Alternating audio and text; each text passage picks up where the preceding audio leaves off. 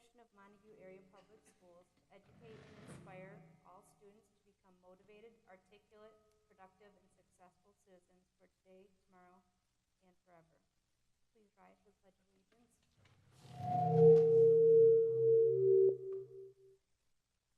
I pledge allegiance to the flag of the United States of America and to the republic for which it stands, one nation, under God, indivisible, with liberty and justice for all. We have roll call, please. Dr. Unger? Here. Mrs. Dahl? Here. Mr. Johnson? Mrs. Francis? Here. Mr. Weisheisen? Here. Mr. Rack? Here. Excuse me, Mrs. Wilfong? Here. Next, we have the oath of office. Jennifer Wilfong took the official oath of office within 10 days of her appointment to the school board on June 15th. She will now take a ceremonial oath of office. Jennifer, please raise your right hand. Yes, please. Yeah. Do you solemnly swear or affirm that you will support the Constitution of the United States and the Constitution of this state, and that you will faithfully discharge the duties of the office of member of the Board of Education of Montague Area Public Schools according to the best of your ability? Yes. Congratulations to Jennifer on joining the board. She will be once again, as stated previously, with us through the election process, which then will take place and new members will start. Okay, thank you. Welcome. Next, we have a motion for approval of agenda. Motion made by Tom, support by Brent. Any discussion? All those in favor? Yes. Any opposed? Motion carries. Item 6 is a motion to approve the consent agenda as presented. Support. Motion made by Tom, support by Brent. Any discussion? Just a special thank you. Obviously, there's some coaches with Cherry Creek and Bushbury that have been on in the district and coaching for quite some time. So thank you to them for all their years of service. All those in favor? Yes. Any opposed? Motion carries. Item 7 is public comment portion of the meeting. Public comments will be accepted at this time. Each statement should be limited to all comments to the board and not to staff or other participants. The board welcomes the public comment but does not respond to citizens' concerns at its meetings. At the citizen's request and the board's direction, the superintendent or designee will respond in a timely manner. This meeting is a meeting of the Board of Education in public for the purpose of conducting the school district's business and is not to be considered a public community meeting. Looks like we have one who has signed up. Tobias Morse, would like to come up?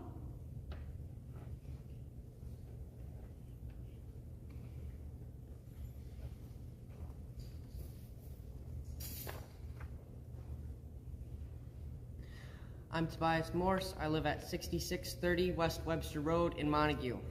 Good evening. 2 months ago, I voiced my concerns on the possible removal of the woodlot to construct a new egg barn. It was not discussed at last month's meeting, and I see that it is not on the agenda for tonight either. I have not been contacted with any substantial information regarding my suggestion to have a professional environmental study conducted prior to making a final decision. If a study has been done, I would like to know where I can find the results. Also, I have not received any requests for the footage of American kestrels and merlins I recorded in that specific area this spring. However, I have noticed that on the bond proposal postcard that has been mailed out, it very clearly marks out the proposed location of the new egg barn, but strangely enough doesn't label the 2 structures that currently house the egg sciences. I have denoted this in red in the copies I have provided for you.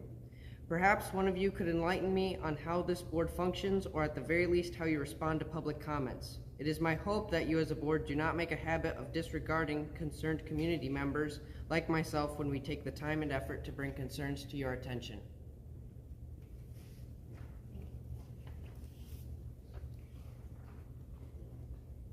Item 8, reports. All right, first, as reports, we have Mr. Jay Mulder with the athletic update. You should have received information in your packets around some of the athletic update. Mr. Mulder? Hello. Good evening. Can you guys hear me okay? Yeah. Okay. Hey, I just want to take a minute, just like I try to do at the end of every year, just to sort of give you an update of where we were this past year and some highlights and obviously some areas where we want to go forward. And you should have received that end of the year report last week in your board packet. But again, this past year almost felt like a normal year for us. We still had a lot of uncertainty, with the COVID early on. Knock on wood, we were very fortunate. We really didn't lose any games because of COVID. We didn't lose any players during the contest for COVID, so we were very happy with that. Again, we had another outstanding year. We had multiple state championships, and those are nice. Don't get me wrong. I love for us to be putting up more banners in the gym, but that's really not the main focus of our athletic program. Probably the area where I was most pleased with is our academic progress for our athletic teams. If you go to page 4, that really compares the grade point average of our athletes to our non-athletes at NBC and at MHS, and there is a significant difference in those two. But probably the thing that makes me most proud about is 6 of our high school teams were awarded academic all-state this past season, which I think that's probably a record for us. And our wrestling team had the highest grade point average of any Division III team in the state of Michigan. So I mean, that's something that I like to hang my hat on, even more so than the state championships for our teams. So again, our kids are doing the right work in the classroom, which should be first and foremost, and then they're also doing it on the athletic field as well. A couple other areas of highlights. Again, if on page 6, the number of events that we hosted this past year. We hosted quite a few events.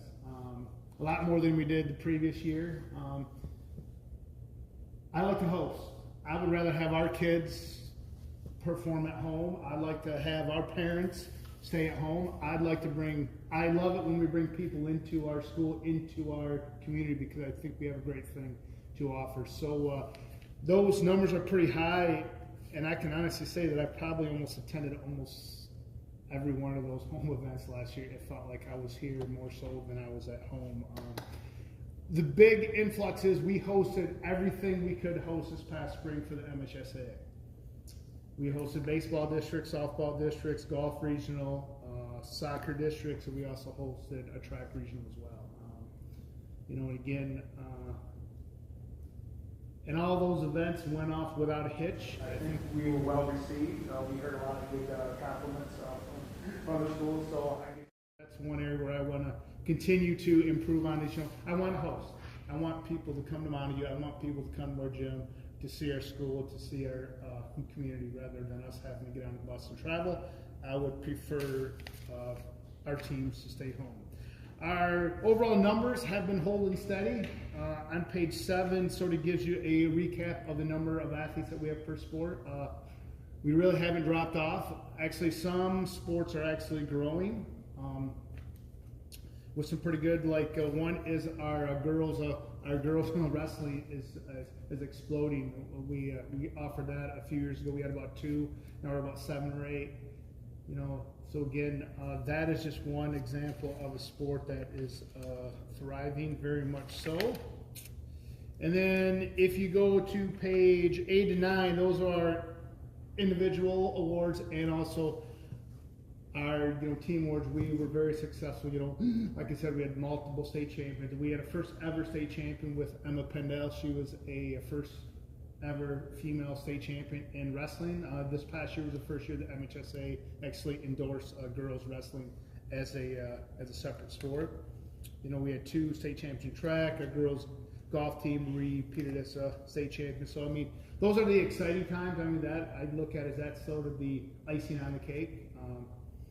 But all of our teams had great regular seasons. We were well represented in the West Michigan Conference and also in the Greater Muskegon Athletic Association, which we are a member on. On page 10, next month. It's hard to believe, but we start up again with athletics next month. Again, we start with contests, and we will be venturing into the new uncharted territory of the expansion of the West Michigan Conference. So beginning next month, we're going to start seeing some teams that we normally don't see during the regular season. And on page 10 is the breakdown of what those what the two tiers are. For the high school, we came up with the name Lakes and Rivers. We're in the Lakes division, and that is just basically divided by enrollment. And then the middle schools are Northern, Southern, and that was decided by geographic location. So starting next month, we're going to start playing, say, like Ludington and Fremont and Orchard View and Manistee. Some of those schools that we maybe have seen in the past, but we're going to see those guys all the time, which is really exciting. Bringing in 6 new schools in the league has been a challenge at times, but more so, I think it's going to make the league as a whole stronger. And we're also going to be able to expand some of our other extracurricular activities that just not really pertain to athletics. I know we're talking about kind of Quiz Bowl is a really kind of big one that we're possibly going to be bringing, and just give you more exposure to the league and what we have here. And then on page 11, that's just sort of a kind of recap of some things new. The only thing we added new this year is this past year we are now a Nike school. So basically what that means is that we get a pretty good kickback from Nike and through our main sports supplier, BSN. So say we get a certain percentage off Nike uniforms, Nike shirt, Nike gear, and then for all this money that we spend through this company, then of course we get a percentage back as well. So we were the first one to sign on with the sales rep. So we're sort of his baby per se, but it's been a really good relationship so far. So you're probably going to start seeing the Nike swoosh on a lot of our things. We have that right, since we are a Nike school. And the last page, I will wrap this up.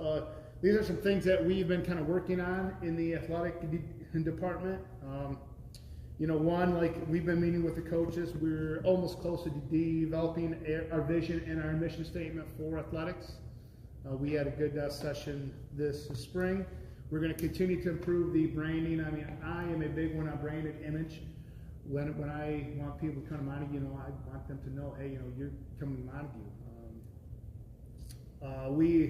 I am currently developing and implementing a plan to maintain and upgrade our athletic facilities. Like a 1, 3, and a 5-year plan. Some of them are very good. Some of them need a little bit of work. But I guess the nice thing with us hosting all these postseason events this past spring, I think it made some of the people realize that we need to continue to invest in our facilities as well. Our coaches have been busy getting additional profile PD. We have a bunch of coaches going to CAP training, which is supplied by the MHSAA. We are in the process of getting the booster club stronger. It's not strong right now, and we need to definitely improve that. I want to continue to increase our participation numbers. I want to get as more kids involved as possible. Again, and the second bullet is, we did this past spring to really celebrate the 3-sport athlete. We got a sponsor from Van Dyke Mortgage. I was able to get them to throw some money our way so we can really promote the 3-sport athlete. And then, of course, we want to continue to host. I would rather walk 1,000 feet from my home to go watch a game and to be here rather than get into a car. Things that I am currently doing is I'm in the middle of a process of becoming certified by the National Federation of Athletic Administrators. I should have that done by the end of this year. I presented at our winter conference of this past year up in Traverse City for the MIAAA. I'm currently involved in several committees with the MHSA, so that keeps me fairly busy. But again, this past year was a learning year for me. I mean, it was year 2, but it almost felt like a normal year. Hopefully coming this fall, it'll be year 3 and we can continue to move forward. So just like to thank you guys for your support, and we have a lot of good things going here, and we hope to improve on that. Okay, thank you. And Oh, yeah, I'm sorry. one thing too, I think that we have good going on is the physicals too. Oh. Local physicals. Yeah, oh yeah, and that's something that just came about. I mean, we offered those 2 time slots, and thank you, Tom, for getting me sort of lead on that. And like those 2 dates filled up like that, and I know we're bringing in Hackley Community Care on the 29th. They're going to be here to do another round of physicals, and when Philip and the Fly come here on Wednesday, I'm going to talk to Lady to see if we could possibly get a couple more dates prior to school here. I know because she told me that we needed 2 weeks, and I told her, I said, we can get them filled within a week, and I think I put it out last week and they were all filled, so, yeah. So. I think that helps to remove the barrier for a lot of students. Yes, you know, and my long-term plan would like be able to have more of that stuff, you know, where, you know, yeah, it's not such a burden for, you know, families to come and find the time, so thank you for that. Yeah. Okay. Awesome. Thank you, Jay. You know, and then one last thing, just remember, Mr. Johnson, you know, I'd like to publicly thank, you know, a few of our coaches. Terry Fake resigned this past month, you know, and he's been with us for 25 years. I mean, he's sort of been a staple of our track and cross country program. So, you know, it was fitting, you know, to see him have the success that he did with our girls team at the end of the year with a couple state titles and like, you know, us hosting a regional meet and winning a regional title. And then also Kevin Bushberger resigned. I mean, he's been with us for 15 plus years. You know, he's done a great job with our baseball program as well. So, okay, thank you. Thank you, Jay. Next, we're on to superintendent comments. Please note, and I'd like to publicly congratulate some teachers that we have here on staff for attaining tenure. These teachers have went through a probationary period of 5 years. They were hired back in August, the start date of August of 2017. In that process of the probationary period, they had an individual development plan that they worked through, and in the last 3 years, they had to be deemed effective or highly effective within their evaluations. So it is a process, but congratulations to teacher Gloria Gould over at the MAC, Kara Creasel, who has been at early school for the past 5 years. She will be heading to NBC this upcoming year. Brooke Novi, who is a English teacher here at Montague High School, along with Michelle Smith, an English teacher here at Montague High School, and Jessica Young, who is a special education teacher at early school. So congratulations to them in that process. Then other superintendent comments. Please know I'm currently looking into working with MASB and Rod Green, looking at some norm settings for the board as far as professional development for us as we move forward here on that. I'd also like to just touch base a little bit on the bond over the next 2 weeks. You will see a lot more information being shared out prior to the bond proposal vote. You should have all received a postcard in the mail. And we sent it out. I sent it out electronically to you as well. We also have a newsletter that will be being shared out tomorrow to a printer. The newsletter that we normally do, we will have a big section around the bond in that as well. You'll see some social media posts as far as the bond and giving information. We're working on some yard signs that we'll be posting next week to handing out. We'll make a social media post of individuals that might be interested, but we'll be putting them around town just for information that the bond vote is out there. It would not say yes, as that would be illegal in that process. We will also be holding another forum, or just an informational Q&A, kind of very similar to what I did previously on July 26th. It's a Tuesday night at 6 p.m. I'll be here in the auditorium. I'll share that information out as well.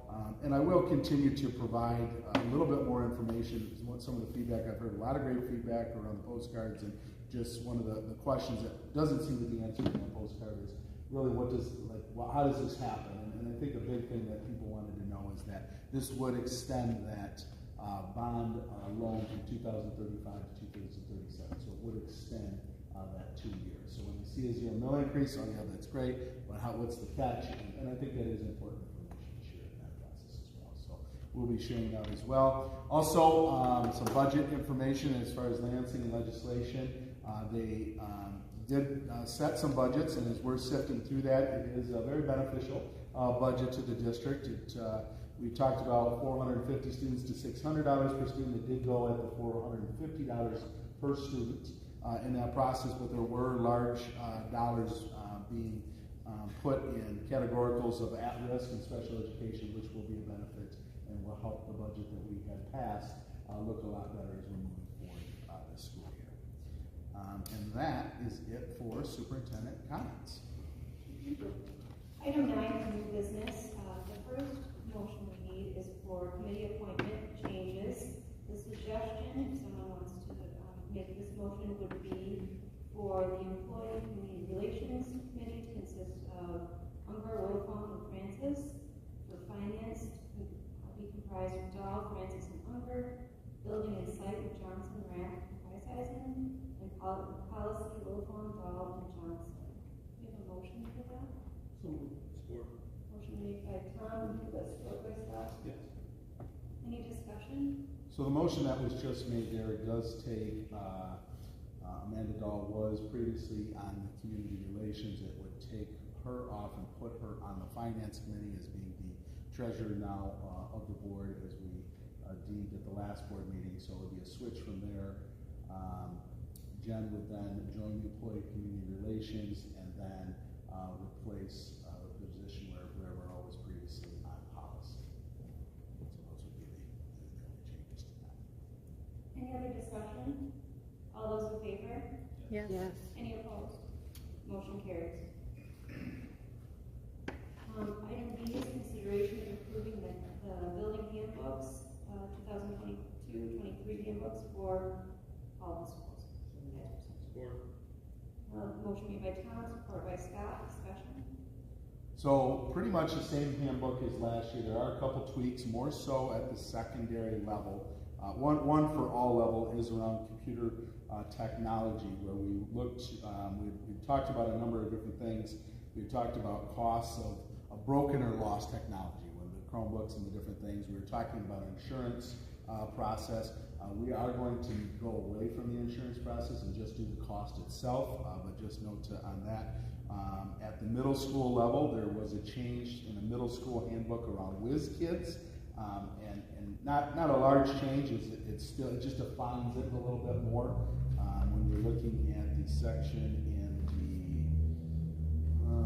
the middle school handbook around, let's see, I should have it here. Yep. So WizKids, the first 3 marking periods. Students who maintain a 3.33 GPA and receive all A's and B's for each of the first 3 marking periods individually are recognized by our school as WizKids. The 3.3 must be maintained for each marking period for students earning letter grades in all classes, not an average of all 3 marking periods. Students earning extra credit or no credit for course grades in core classes are not eligible for this award. Students earning this distinction for 3 years receive a medallion for their efforts. So it seems like a lot of words, but it does become very confusing. We had a situation this year around some students where the intent was all A's and B's at that 3.3 level. And that was the intent of WizKid many years ago, and it kind of changed some of the language in that, where some of the process of how you could get that 3.3, the all A's and B's, they used to have it as just that, but then you got all the A's and B's and 1C, they felt like there should be a change. So long story short, we added more words to make sure that the WizKids is what it was meant and intended to be. So it's not really a change of the process, it's just defining it a little more. So Mr. Johnson and Mr. Perot don't have to sit and look through a lot of GPAs and grades and determining how. What we were seeing is a kid was actually failing a class or had a D in a class, which would not be the intent of a WizKid, but then had some good enough grades where then there was kids with all A's and B's that weren't at that 3.3. They're actually under a 3.3 because of B minuses versus A pluses and different things. So that was that on the WizKids. We also added both at the high school and the middle school this year would have been around technology use, and it really just says that any, although it talks about how phones are not deemed to be in school at certain times, but any PSD to capture, record, or transmit audio and or picture video of an individual without proper consent is considered an invasion of privacy and not allowed. In that process, violations of this policy may result in disciplinary action and or confiscation of PSD. The building principal will also refer to the matter to law enforcement or child services if deemed necessary, and then put in some information around the student group. Oh, that's for the dress code. So, but basically what was taking place is some students would, in the case and situation that we found out about it, was actually a great situation. The student thought, wow, this is a great moment, let's film that. Well, then it got onto social media and it came out, well, what is the handbook rule on that? So we wanted to make sure that there had to be consent of the individual that's being filmed in that process at school. And then a dress code, and just kind of defining that. There's not a change in the dress code, but it's just defining more of what dress code is, so it makes it easier for the students, parents, and administrators to see in that process. Obviously, as far as the procedures of improper dress, the student will always be given the opportunity to correct the problem. The student may call a parent to obtain the proper attire, or we have attires at each of the buildings, and refuse to cooperate may result in further discipline. So those are just some of the handbook changes. Otherwise, it is pretty standard as what it was previously. Any other discussion? All those in favor? Yes. Any opposed? Motion carries. Item C is to approve the 22-23 course catalogs for the buildings as presented. So moved. Support. Motion made by Tom, support by Scott.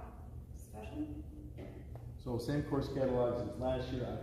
Obviously, each year, depending on student demand or student requests for those offerings here at the high school, and how the teachers and their schedules work out, is what offerings that we can do for those courses. Any other discussion? All those in favor? Yes. Any opposed? Motion carries. Item D is consideration of approving the updated athletic code as presented. Motion made by Tom. Support by Scott. Discussion? So athletic code, it was written out there. Just as far as penalties are concerned, there is the 25% for a first year violation. It would then be a second offense of 50% of that, and then working into a third offense of the student is no longer eligible to participate in athletics or activities. So as far as penalties are concerned. Is that per sport or per school year? Per student. I'm saying if they were in, say, fall football and they had an offense and then they had another offense for So there'd be basketball. 25%. That would be their first offense. So 25% of that season, if it could not be filled out, it would move into the next season Okay. at 25%. So it's not per school year, so it wouldn't be 25 for football, 25 for basketball. No, Okay. no, just per person. Okay. And then that third time is no longer participation. Any other discussion? All those in favor? Yes. Any opposed? Motion carries. Item E is consideration of approving the overnight volleyball trip for July 19th and 20th to Ferris State University. So moved. Support. Motion made by Tom, support by Cindy. Discussion? Coach Bechtel and some parents will be taking the volleyball girls to Ferris State. This is a event that they have done at least the past couple of years. They stay at Ferris State University and do their volleyball game. Any other discussion? All those in favor? Yes. Any opposed? Motion carries. Item F is consideration of approving the school loan revolving fund annual application resolution to meet the service fund obligations. Sorry. Motion made by Scott, support by Tom. Discussion? So this is the application resolution. This is where the tax revenue here within our district does not cover the debt payments that we have. This is the first year with it will be the actual repayment of that process. Resolution is to pay back approximately $112,000 to $150,000 within that, depending on the tax base and how it comes in that process. Next month is when we'll actually get into the numbers of how much we will be borrowing, which will be around $700,000. Any other discussion? All those in favor? Yes. Any opposed? Motion carries. Item G is to approve the debt retirement fund transfer resolution as presented. Motion made by Tom, support by Scott, discussion. So this is just part of the process is with the a bond of the 2016 bond is being taken off, and there will be $75,000 from that 2016 that will then be carried into the 2019 fund. So in that process, we have to have a resolution to transfer that $75,000. Any other discussion? All those in favor? Yes. Any opposed? Motion carries. Item H is to approve the hiring of the teachers for the 2022-23 school year as presented. Motion made by Tom, support by Scott, discussion. So I'm just going to quickly run through these individuals. These are of our teaching staff here in the process. Ron Hunter is coming to us from Timberland Charter Academy. He has 10 years of experience. He's being hired as a social studies teacher at Montague High School. Nick Thaler comes to us from a position in Grand Haven as a teacher assistant. He will be a special education teacher here at Montague High School. He is also currently the varsity girls basketball coach. McKenna Swats was with us last year as a student teacher with our ag science teachers and the FFA advisor in that position. Also Madison Kaminsky, another ag science teacher and FFA advisor. She did her student teaching at Hopkins this past school year. She was a Michigan State graduate. Comes highly recommended. She was once part of the Lowell FFA program, which has been quite prominent as well. We then have Joseph Brunson as a social studies teacher at Montague High School. He previously did he was doing a long-term sub here in the math department, which is his minor, for Mr. Phil Kerr. He's also helped out with some cross-country and track stuff as well. Katie Wright, speech language pathologist. She has been with the district previously for the past couple of years, but we were using her through a third party of PT Solutions. So in this process, we paid PT Solutions to buy out of that contract and then hire her as a temporary. She is a 0.6 speech pathologist, but she is now an employee of the district. So we foresee down the road that she will increase her services, not this year, but at some point as others possibly do. And that is it for the teaching staff thus far. Any other discussion? All those in favor? Yes. Any opposed? Motion carries.